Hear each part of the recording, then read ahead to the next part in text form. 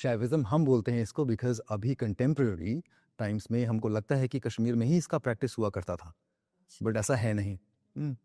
Eventually आज से शायद 1100 साल पहले, 1000 साल पहले कुछ wonderful scholars like Utpal Deva, Kshemaraja, Mahacharya Abhinav Gupta and all these people had written down a lot of scriptures. वो कश्मीर में लिखा गया और उस टाइम जो उन लोगों ने लिखा वो एक कॉम्पिलेशन था ऑल दो स्कूल्स ऑफ तंत्र जो कश्मीर में उस टाइम फॉलो किया करते थे लोग। उसको गृहस्थ बनाने के लिए उस सारे तांत्रिक अनुष्ठानों को या फिर उन सारे प्रैक्टिसेस को जो कि गृहस्थ जीवन में रह के आप और मैं नहीं कर सकते थे, जो कपालिक लोग यूज़ करते थे,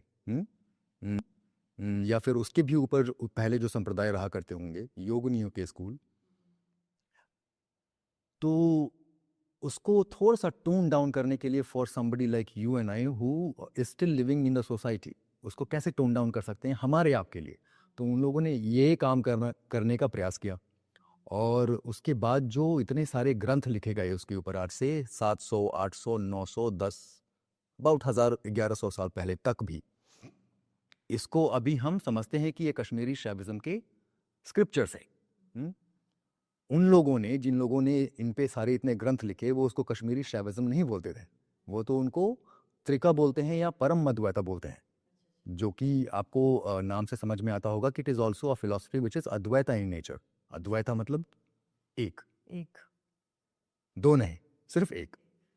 लेकिन इसको त्रिका इसलिए बोलते हैं क्योंकि इसमें बहुत सारे ट्रायड्स हैं।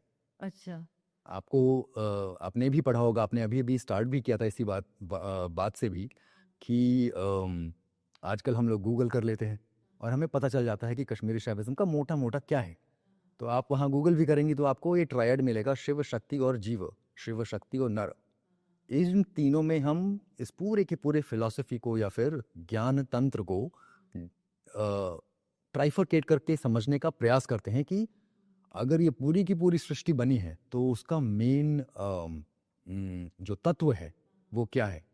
तो हम इवेंचुअली पहुंचते हैं कि अगर इस पूरे के पूरे सृष्टि को हम समझने का प्रयास करें तो उसमें तो एक शिव आ जाएंगे, बट शिव हमारे यहाँ बिल्कुल आदि योगी बोलते हैं ना, जिनमें कोई भी हलचल नहीं है, वो अपने ही ब्लिस में, आनंद में आनंदित है और उनको मैनिफेस्टेशन करने के लिए जो चीज़ चाहिए होती है वो उनकी अपनी शक्ति है, जिसको बोलते हैं हमारे त्रिका में ही विमर्श, जिनको हम शक्ति भी बोलते हैं।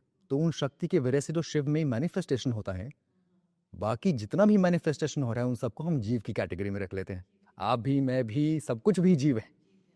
तो ये शिव शक्ति और जीव की जो फिलॉसफी है या फिर वो स्कूल ऑफ थॉट है जिस तरह से हम समझते हैं उसको बोलते हैं परम अद्वैता, कश्मीरी शैविज़्म या त्रिका, छोटा सा। तो सर आपने जैसे बोला कि द्वैत और अद्वैत के बीच में आप ये एक तीसरी चीज भी देखते हैं, तो ये इसमें कश्मीर शैविज़्म में है ये? कश्मीरी शैविज़्म या फिर अगेन मैं इसको बोलूँगा त्रिका, हाँ देखा। इसका कोर फिलॉसफी यही है कि आप और मैं सब शिव ही हैं और उनका उनका ही प्रतिबिंब है। तो एक थियरी और स्कूल ऑफ थॉट है प्रतिबिंबवाद, कि अगर शिव हैं तो उसके सारे के सारे प्रतिबिंब हैं। जैसे कि आप दर्पण में अगर अपने आप को देखेंगी तो आपको आपका प्रतिबिंब नजर आएगा। जस्ट इन केस अगर उस पर खरोच आ गई तो आप पे खरोच नहीं आती, आप ही रहते हैं। दर्पण अगर टूट भी जाए उसमें आप शायद 5 नजर आएंगे, लेकिन आप इकट्ठे हैं ना, आप तो एक हैं। सो ये सारे प्रतिबिंब होते हैं। So this is what we, इसी तरह से हम समझने का प्रयास करते हैं अपने शिव को। शिव। ठीक है।